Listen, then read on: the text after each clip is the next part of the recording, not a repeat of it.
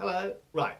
Now, yesterday, Ipswich Labour have decided to burden the people they claim they represent again, like Labour does, because Labour are hypocrites who like saying one thing while doing another. Anyway, yesterday evening at the executive, Ipswich Labour, for the fourth year running, has put up council house rent. Now, Councillor Mould made some very interesting excuses. The year we're discussing today, and the report, as you will see, recommends an increase of 2.2%, and that is based on the government guideline precisely, which is the CPI as at September, which was 1.2% plus 1%, and that gives an increase of £1.79 a week on average. So this report and this increase will enable us to continue along with the figures included in our housing business plan, which we now have to have, of course, because anything that's anything that goes out by way of expenditure from the housing revenue account obviously has to be met, and these days has to be met purely from rents. This increase will allow for that, and I ask you all to consider that and hopefully to support it.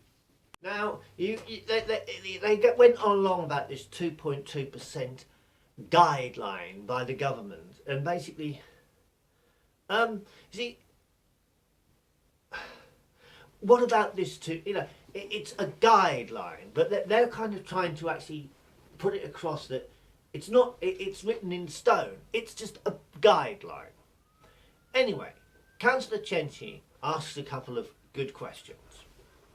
Thank you, Chair. A couple of questions. In 8.4, it says the increase of 2.2 will be applied to all tenancies, and if they have full housing benefits, the 2.2 will be covered, and for those on partial entitlement, their benefit will be recalculated and adjusted pro rata. So my first question is, how many are fully paying their rent, and how many are receiving full housing benefit, and how many are receiving partial benefit? The point I'm making there, I suppose, is that for those that are receiving full housing benefit or partial, really what's happening is the taxpayer is having to pay the 2.2% in an indirect way and going roundabout. The second point I want to make is I'd like to ask the administration why, when they have been moaning about the cost of living, that for I think the third year in a row, that can be confirmed as well, that this is an above inflation increase, albeit recommended by the government but not a rule. So the one area where we have influence, if we're worried about the cost of living, is not to do this above inflation but just to do a rise by inflation, and I'd love to know how you can justify that, unless of course you're now admitting that the cost of living is going down, with food going down, oil going down, lots of things energy going down. Perhaps you don't think there's a cost of living worry anymore. So that's my second question, and I think I've got another one, but I'll wait to see what the... They were good questions. Now, the reason Ipswich Labour like putting up council house rent every year is because the more they put it up, the less people are able to pay for it. So you end up with more people having to apply for benefit. This is very useful to them at election time, because the more people are on housing benefit, the more people they can, not they say at the doorstep, vote for us or your benefit will be stopped. And that's what they'll do. They want to scare people with homelessness, having their children taken into care and having their dogs shot. Okay, I'm using hyperbole, but this is the kind of tactic that Labour use, scare tactics. They don't offer anything, they just threaten people with dire consequences if they don't vote Labour. They really are the nasty party. Labour are the nasty party. Anyway, they were good questions by Councillor Chenty. Anyway, Councillor Moles replied with this. On the housing benefit issues, I can give you some information there. There's some 3,100 odd tenants, which is about 40%, who receive full housing benefit. They are tenants, and about 2,070 who are on partial housing benefit. Many of these recipients, of course, of benefits are people who work, which is one of the sad states of circumstance that we find ourselves in, that so many people have to rely on housing benefit even though they work, and it's something which I think most of us are fairly well ashamed of. But they're the figures in respect of that.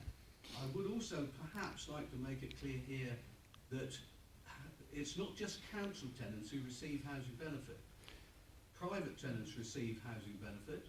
They tend to receive more than council tenants, and housing association tenants obviously receive more receive housing benefit as well, and they tend to receive more than council tenants. So there's a considerable number of people who do receive housing benefit. The cost of living, I'm not sure what Councillor Chintz is getting at about the cost of living and saying what else we're taking into account.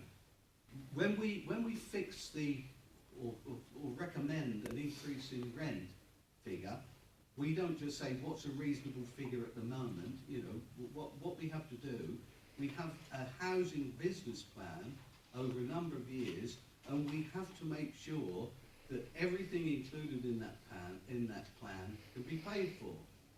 We could, of course, say, well, although we've got that plan, we'll more or less throw that out of the window, and we won't make sure that the income that we were anticipating and planning that would be coming in, we'll discount that, which would mean, of course, that things would have to be cut out of the housing revenue account. It's not just a question of a price, it's a question of what you get for the money we pay.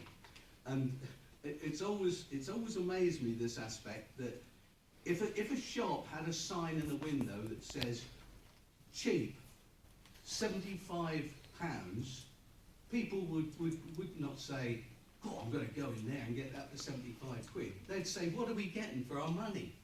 And this is the case with housing. We only get, council tenants only get what they pay for from their rents. And therefore, if we don't apply a rent increase, such as we're recommending today, something would have to suffer. Now, as I said, we are recommending an increase in line with the government's guidelines.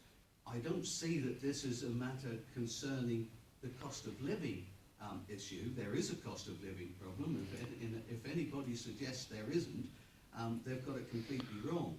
The cost of living situation and housing situation are two completely separate issues. It's not as if we're saying this is a good year to ram up the rents.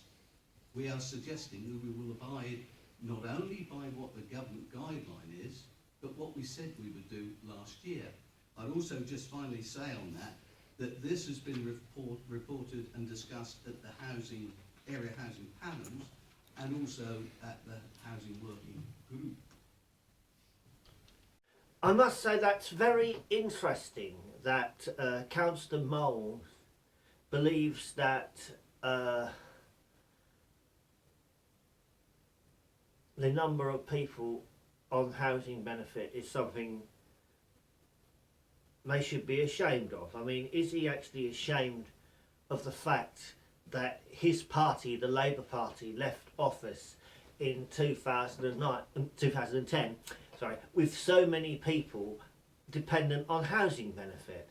That's interesting. He then carries on talking about the government guidelines. See, basically, if you say that it's in line with government guidelines, we can put. It's basically saying we're putting the rent up because the Tory government has told us to, when actually the Tory government hasn't. That it's a guideline, right? Also, the cost of living crisis is caused by low wages, which are caused by a surplus of workers within the workforce, which is basically caused by the last Labour government's open door immigration policy. So Labour are to blame for the cost of living crisis, but they won't actually, they'll talk about it, but they won't actually admit why wages are low. And the reason, and this is another reason why there are so many people on housing benefit. So there is a link between housing benefit and the cost of living. And so this is the one time they could have done something about the cost of living crisis, and they didn't. So basically it's just being hypocritical, them saying one thing and doing another. It really is quite nonsensical how they've actually got round to doing that. So